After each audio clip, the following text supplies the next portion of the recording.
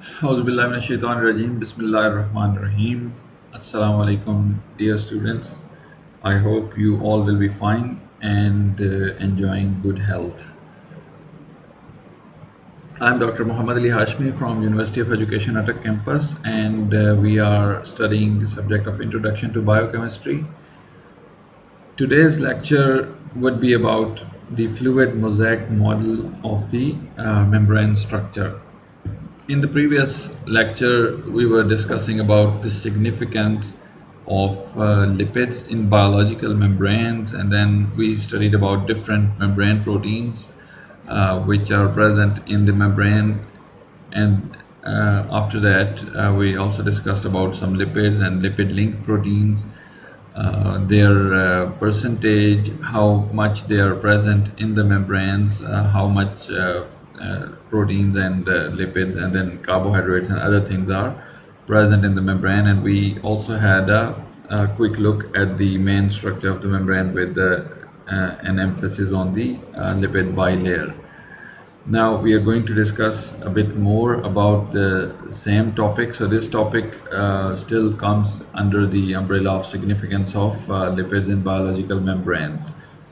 So the main concepts of this lecture would be the fluid mosaic model of membrane structure, in which we'll discuss how this model tells you about the structure of the biological membranes. And then we'll study about the experimental verification of the fluid mosaic model. Is it just a theoretical model, or is there an experimental validation for this model as well? So we'll study about different techniques which are used to study the fluid mosaic model experimentally. And then distribution of membrane lipids and proteins in the membranes, how different lipids and proteins are distributed in the membrane. Some of the proteins or lipids, they are distributed towards the inside of the cell membrane, some are towards the outside of the cell membrane. So we'll look into these things as well, how different molecules or lipids, proteins, carbohydrates, they are distributed among the membranes. Let's move to the fluid mosaic model of the membrane structure. The demonstrated fluidity of artificial lipid bilayers suggests that biological membranes have similar properties. So mostly biological membrane, including plasma membrane and membrane of organelles and other things, they should be similar in their properties based on the fluidity of their structure.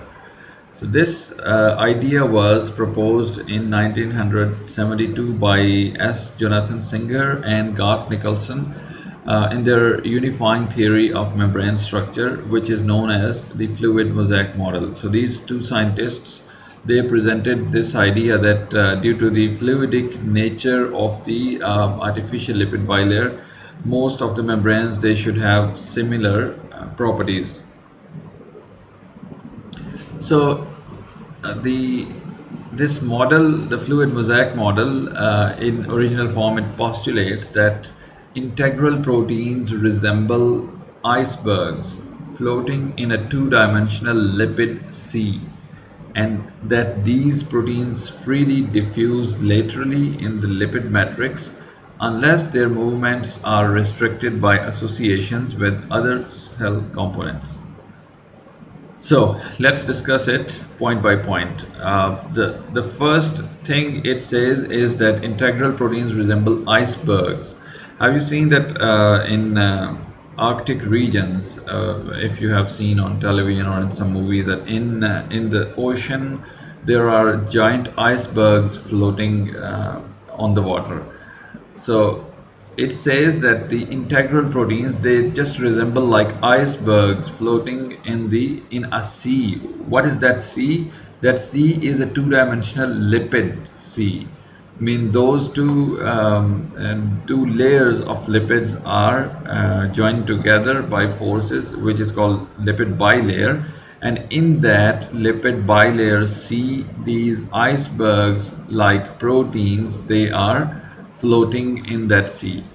So and these proteins freely diffuse laterally in the lipid matrix unless their movements are restricted by association with other cell components. So these proteins, they freely diffuse laterally. If you look at the lateral view, they just keep diffusing or moving in those in the lipid bilayer C unless or until their movement is restricted due to some reasons. Those reasons can be that those proteins are maybe associated with some other molecules like lipids, or they have some specific site to attach on. Otherwise, on all these proteins, the integral proteins, they keep floating in the membrane structure. So their movement is free. You should understand it like that. Yeah, let's come to the structure to have a look at it in a bit more detail. So these are the integral proteins, which you can clearly see if you just depict in or visualize in your mind and consider that this blue portion is an ocean, is a sea of two lipid layers. And you can see that these proteins are like giant icebergs. They are floating in that sea of the lipids, and they can diffuse laterally. I mean, they can move in these directions freely in that sea unless if they are attached to some other portion or some other molecules. They can definitely move freely in this lipid bilayer C. So that was the basic and the main idea of those two scientists, Jonathan and Garth Nicholson, who presented this model. So let's have a look at it in a bit more detail. So fluorescence, how the fluid mosaic model is experimentally verified. Let's have a look at the experimental verification of this model. So fluorescence photo bleaching recovery measurements indicate that membrane proteins vary in their lateral diffusion rates. So this is an experimental technique called fluorescence photo bleaching recovery measurements. In these measurements, we use fluorescent compounds and then see the membrane proteins where those compounds are attached, and that these measurements, they prove that the diffusion rate, the lateral diffusion rate of the membrane proteins is different for different proteins. Some 30 to 90% of these proteins are freely mobile. So ranging from 30 to 90%, some of the proteins, they are freely mobile. They can move anywhere. They can diffuse very quickly. They diffuse at rates only an order of magnitude or so slower than those of the much smaller lipids. So that they typically take from 10 to 60 minutes to diffuse the 20 micrometer length of a eukaryotic cell. So some of them, they diffuse very slowly at such an order of magnitude, or even slower than that of those smaller lipids. And you can see the 20 micrometer length of a eukaryotic cell is a very small length, but even to cover that, they may take from 10 to 60 minutes. So some of the proteins are moving at a very slow rate, and they just keep constantly moving. They are mobile at all times, but their moving speed is quite slow. It's not like they are moving very quickly and you feel some disturbance in your cells. They are moving at a very slow pace and constantly moving. So some other proteins diffuse more slowly, and some, because of submembrane attachments, are essentially immobile. So this was about the some of the 30 to 90% proteins which move freely. Some other proteins, they even move slower than these proteins, and then there are still some proteins which are immobile. Immobile means that they cannot move at all. They have certain attachments to the membrane structure. I mean, they are attached to the lipids, or they are attached to some other components, and they cannot move from their position. They are fixed at a specific spot in the membrane.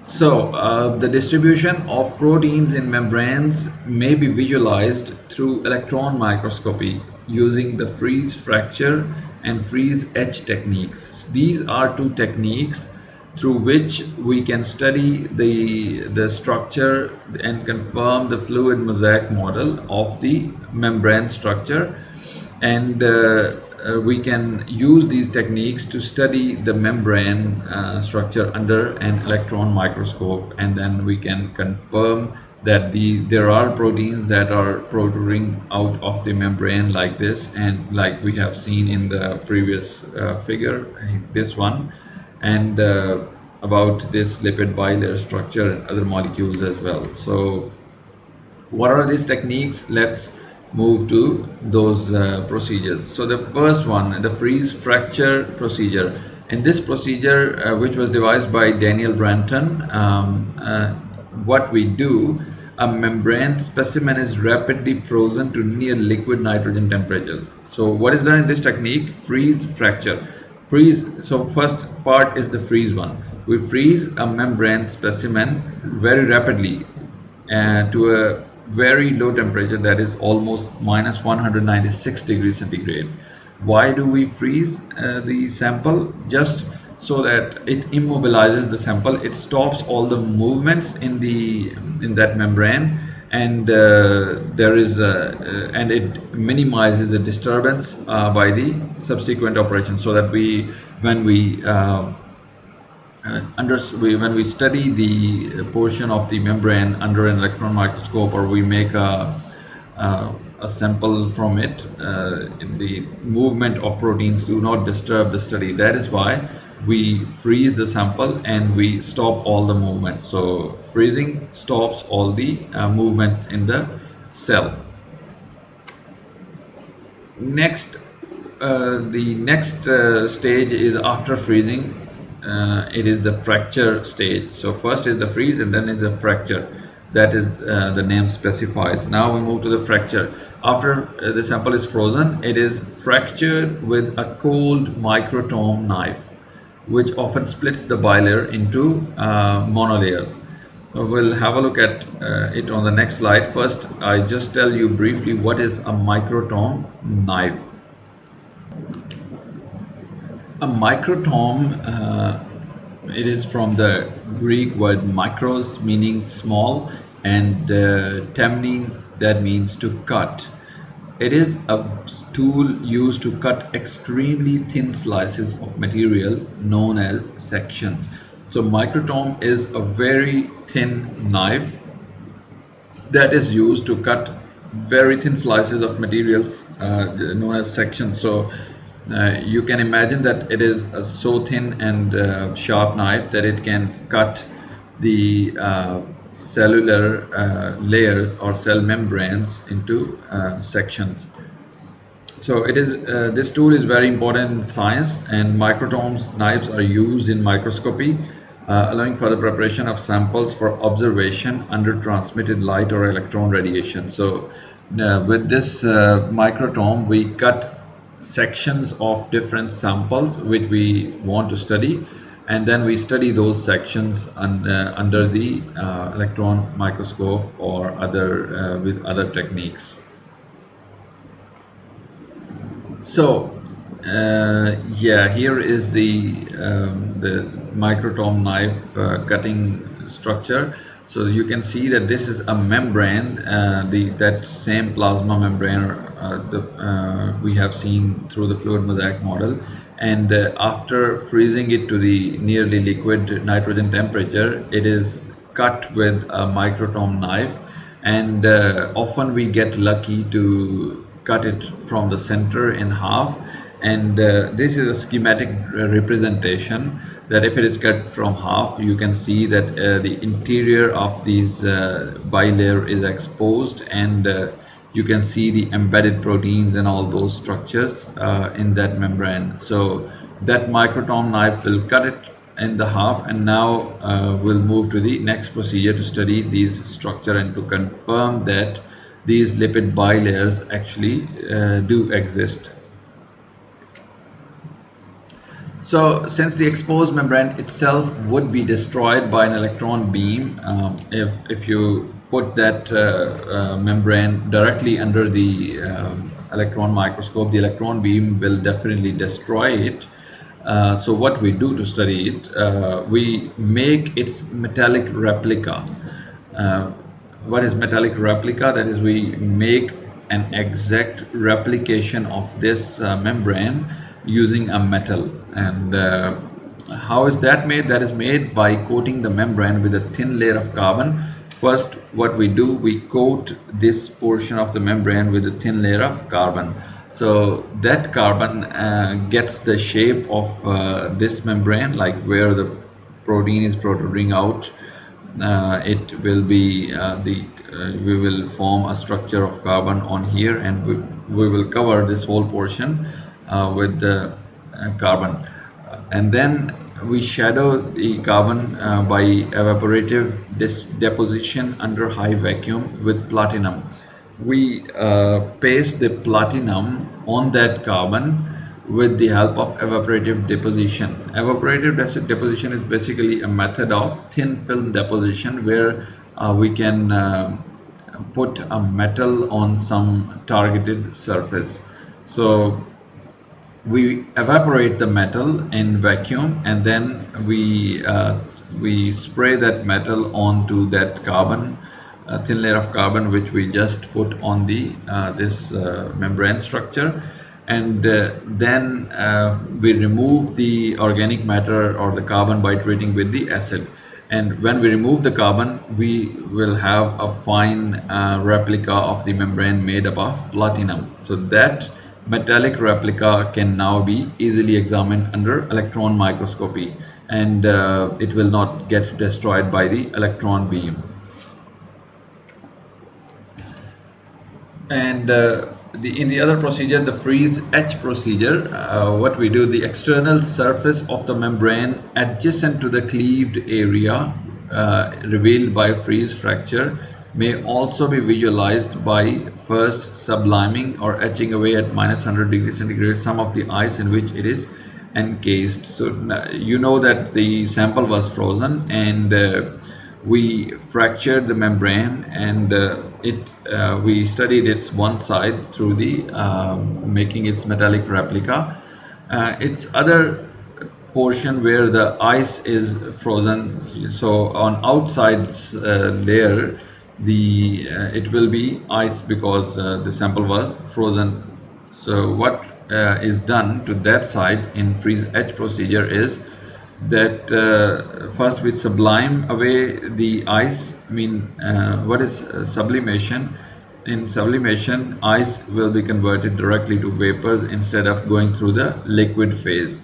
So we sublime the ice at -100 degrees centigrade, and then you see that the ice that encases a freeze fractured membrane is partially sublimed away as to expose the outer membrane surface for electron microscopy. So when this ice is sublimed away, the outside of the membrane surface, you can have a look here, that will also be revealed, and you can then make its replication and study it under the electron microscope as well. So by using these freeze fracture and freeze etch techniques, you can study both the inner side of the lipid bilayer and the outer surface of the lipid bilayer, and that confirms the fluid mosaic model. So let's have a look at an electron micrograph of a human erythrocyte plasma membrane. So freeze etch electron micrographs of most biological membranes show an inner fracture face that is studded with embedded 50 to 85 angstrom diameter globular particles. So this is the outer surface. So this is fractured area where you can see the inner surface of the human erythrocyte, and you can see small protrudings coming out. So these are all globular particles. They are the proteins which are studied in the plasma membrane. The exposed interior face of the membrane is studied with the numerous globular particles that are integral proteins. So these are all integral proteins. The outer surface of the membrane appears smoother than the inner surface because proteins do not project very far beyond the outer membrane surface. So why is the outer surface much smoother than the inner one? Because proteins do not protrude too much to the outside, and in the inside you can clearly see that the proteins are present in there. These little particles correspond to the membrane proteins, as is demonstrated by their disappearance when the membrane is treated with proteases before its freeze fracture. So how we are sure, or we know that these little protrudings, these are proteins. And we know that because if we treat the membrane with proteases to destroy the proteins, proteases are the enzymes that can destroy proteins, and then we do the freeze fracture procedures, this inner surface will be shown as smoother. So that means that protease has dissolved those proteins. And then this is further corroborated by the observation that the myelin membrane, which has a low protein content, as well as liposomes composed of only lipids, have smooth inner surface fracture faces. So as we studied in the previous lecture, that myelin membrane has only 18% proteins. So if you study that membrane with freeze fracture procedure, it appears to be much smoother from the inside as well. So that also confirms the observation that these little protrudings, they are the protein structures. Outer membrane surfaces also have a relatively smooth appearance because integral proteins tend not to protrude very far beyond them, as we just discussed about it. Now I have inserted two animation videos of the fluid mosaic model of the plasma membrane, just to help you get an imagination, or so that you can visualize in your mind how it would actually look like. So these animations will help you visualize the structure of the plasma membrane and how the movement of proteins occurs in it, and these will also help you to further clarify why the phospholipids are arranged in a bilayer, why there is a bilayer, how they are arranged in it, and what is the function of the embedded proteins in it. So now let's watch these videos and then come back to the topic.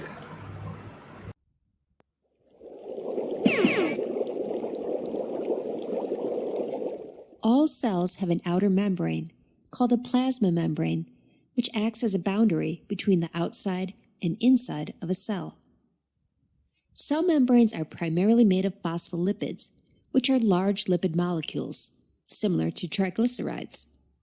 Like triglycerides, they contain glycerol and fatty acids, but they differ from triglycerides in that they have a phosphate group, rather than a fatty acid, attached to the third carbon of glycerol.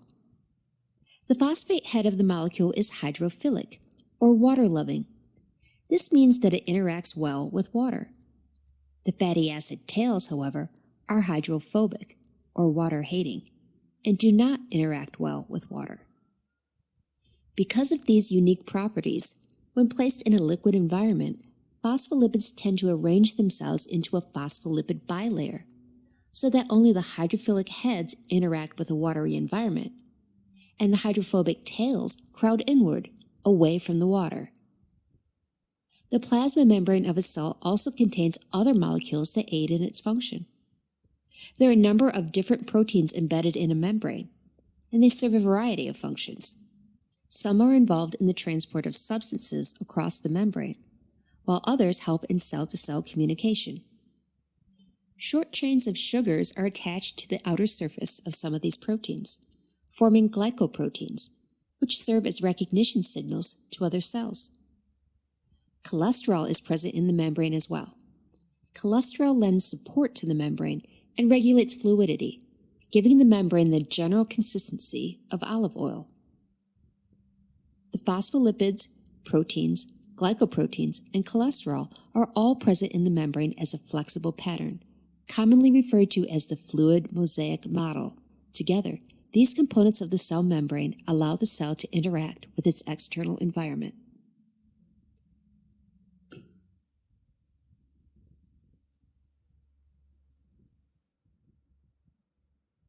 Between the living machinery of the inner cell and the harsh conditions of the outside world stands the cell's plasma membrane. As crucial as this barrier is, it's surprisingly flexible. Push it and watch it move. Poke hard enough and it might break and begin to regroup. The lipid molecules of the membrane naturally assemble in a double layer because their tails repel water as their heads attract it. Throw in some cholesterol and a few carbohydrates, and you have the basic structure of a plasma membrane. Within these lipid molecules, we also find different proteins which do various things for the cell. For instance, they receive signals from the world outside, or they transport nutrients and waste. So nature composes the membrane with a combination or mosaic of different lipids, carbohydrates, and proteins. And these molecules are not stationary. They constantly move within the structure, fluidly changing their positions. The survival of all life rests on this veil of material. A supple membrane just 2 molecules thick.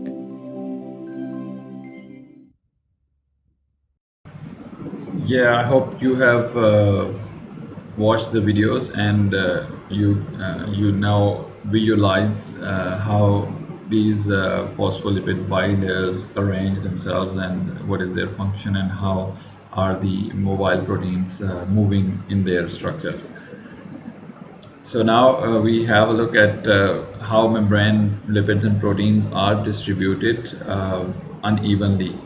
So the distribution of lipids between the different sides of biological membranes has been established through the use of phospholipid hydrolyzing enzyme known as phospholipases. So through use of phospholipases, it is established that how the phospholipids they are present on the outside of the cell and inside of the cells unevenly. Phospholipases cannot pass through membranes, so that only phospholipids on the external surfaces of intact cells are susceptible to their action.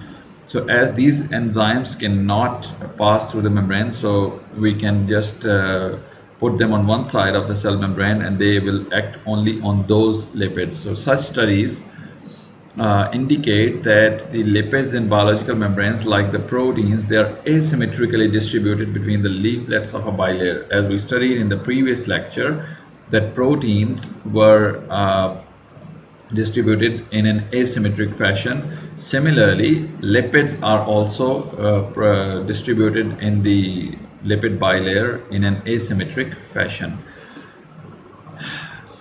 Carbohydrates are located almost exclusively on the external surface of plasma membrane. So let's have a look. This is the inner leaflet of the plasma membrane and this is the outer leaflet of the plasma membrane. If you look at the phospholipid, that is definitely present on both sides, and if you look at sphingomyelin, that is present more on the outer leaflet than in the inner leaflet. Then phosphatidylcholine is also present more on the outer side. Phosphatidylethanolamin, that is present more on the inner side, and then phosphatidylserine is present only on the inner leaflet of the plasma membrane. So that is this schematic representation shows the distribution of phospholipids in the human erythrocyte membrane, and through this you can understand that the distribution of these lipids is not symmetric, rather it is asymmetric. That was all about the fluid mosaic model and today's lecture, and here is a question for you which you need to find its answer, and it says, which intermolecular process primarily derives the formation of a bilayer when phospholipids are added to water? So you have to find that process which is responsible for the arrangement of these phospholipids in a bilayer fashion. So that concludes the lecture, and here are the books that were consulted for the preparation of this lecture. Thank you for watching and your attention, and if you have any question, you can post in the classroom and ask your teachers about it. And I wish you the best of luck for your career. We'll see you in the next lecture. Until then, Allah Hafiz.